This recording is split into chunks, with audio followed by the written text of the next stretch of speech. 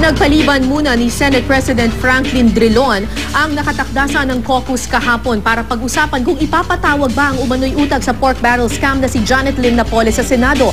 Inutos ni Drilon na ilipat bukas ang caucus dahil maraming senador ang naka-sick leave at nasa ibang bansa para sa mga opisyal na biyahe. Ayon kay Senate Majority Floor Leader Alan Peter Cayetano, ipinagpaliban ang caucus para matiyak na lahat ng senador ay makakadalo. Aniya, mabigat ang isyong pagdedesisyonan at posibleng malaki ang magiging epekto ng isa o dalawang boto. Pero kung si Senador Bong Revilla ang tatanungin, pabor siyang paharapin na sa Senado si Napoles. Isa si Revilla sa mga senador na nasasangkot sa isyu ng pork barrel scam.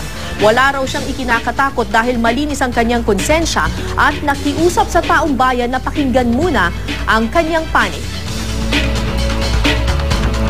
Mas maganda pumunta si Jenny Napoles dito nang lumabas na yung katotohanan nang matapos na tong gulo na to.